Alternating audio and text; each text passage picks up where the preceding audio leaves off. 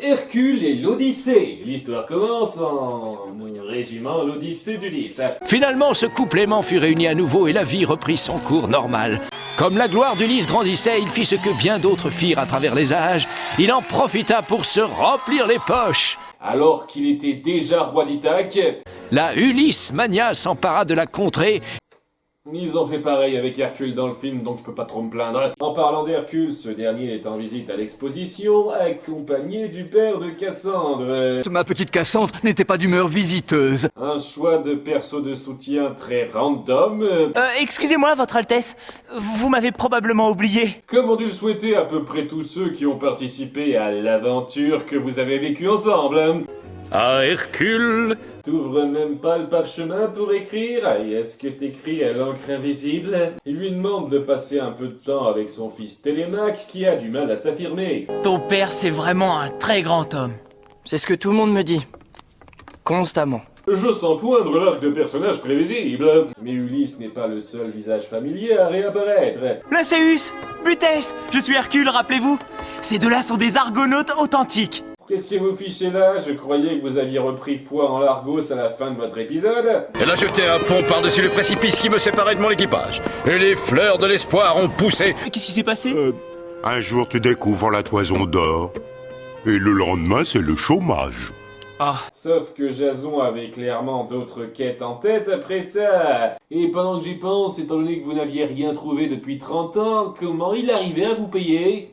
Regardez, l'outre pleine de vent du roi Éole. L'équipage d'Ulysse a cru qu'elle contenait un trésor. Ils l'ont ouverte et ont ainsi libéré un terrible ouragan. Et Ulysse, modèle d'intelligence qu'il est, l'a laissé ici tel quel à la portée de la première andouille venue. Tu es un petit malin, toi. Je préfère russer. Pourquoi les cerfs-volants ne sont jamais disponibles quand on a besoin d'eux? Ça t'aurait servi en quoi? La tornade emporte le navire et la police réagit aussi sec. Je suis le représentant de la loi, Chippaclès. Ah ben là vous reprenez bien son nom?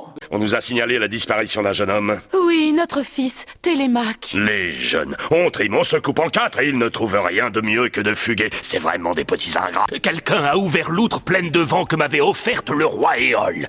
Et vous lui mettez ça sur le dos. Pas étonnant qu'il ait décidé de se sauver. Tu ne comprends donc pas qu'il n'est pas parti de son plein gré. Un enlèvement, hein. C'était un quiproquo très drôle et très utile. Et vu que les scénaristes semblent considérer ça comme une mine d'or, il va passer tout l'épisode à accompagner Ulysse et Pénélope en poursuivant cette routine désopilante. Du côté de notre héros... C'est sans espoir. On pourrait rattacher l'outre devant. Tu as raison, c'est une idée stupide. Ah, c'est trop loin. Tu pourrais me descendre. Enfin, si tu ne crois pas que je vais échouer. Ok, c'est pas tout à fait comme ça qu'un manque de confiance en soi passe bien. Ça aurait été plus logique de le montrer hésiter à proposer des idées plutôt qu'en proposer direct avec un ton dépressif. Bref, le navire reprend la mer. En tant que marin le plus beau et le plus aguerri à bord de ce vaisseau, je m'autoproclame capitaine. C'est ça, le pacha. La grosse légume, le costaud, le très fort. Et par où allons-nous, capitaine? Quoi, Hercule, déjà des questions, alors je vais te dire une chose. Je ne le répéterai pas, je n'accepterai pas qu'on remette en cause mon autorité. Il y a un mot pour ça, mon ami. Ce mot, c'est mutinerie. Eh ben ça y va fort, les gags de remplissage ici. Et c'est là que le repompage de l'Odyssée démarre, avec pour commencer les sirènes qui font leur apparition. En tant que gardien d'abeilles sur l'Argos, tu as dû récolter beaucoup de cire d'abeille. Ah, quelle grande preuve d'intelligence, se boucher les oreilles avec quelque chose. Moi, j'aurais pris du tissu parce que c'est pas ça qui manque sur un bateau, mais de la cire d'abeille dure comme ça qui ne devrait pas très bien tenir tout seul, ça marche vaguement aussi. Il faut nous boucher les oreilles. Qu'est-ce que c'est que ça? Eh, voilà. Tiens, tu es le seul assez fort parmi nous pour arrêter les autres. Ou alors, vous pourriez tous utiliser du tissu. Laisse-moi y aller. Elle m'appelle, oh, Quelle chance sublime, il faut que j'y aille. Ah ouais, on sent vraiment l'excitation dans ta voix, là. Oui, le personnage de Télémaque est passable en soi, mais son doublage français laisse légèrement à désirer. À propos, qui pilote le navire? Comme Hercule reste connement sur place sans rien faire pendant une grosse minute, ils font naufrage comme des andouilles. T'as bien fait de lui laisser la responsabilité, petit. Et les sirènes sont contentes avec ça. Une fois que le bateau a coulé, ça vous intéresse plus? Nous voilà coincés sur une île caillouteuse au beau milieu de Zeus. Seul sait où. Est-ce qu'il n'y aurait pas un cyclope qui y vivrait par hasard? Ça doit être de très gros mangeurs. Vous ne croyez pas si bien dire. Vous savez, si c'est pour faire ça, autant simplement raconter l'histoire avec Ulysse. Donc, en cherchant de quoi manger, Télémaque et la grosse poire se trouvent face à la bête. À dîner. Je te l'avais dit, l'hospitalité insulaire. Tu devrais être bien placé pour savoir que les monstres bouffent des gens, mec. Demi-portion, qui es-tu? Je ne suis personne, ami. Ouh, référence. Le qui?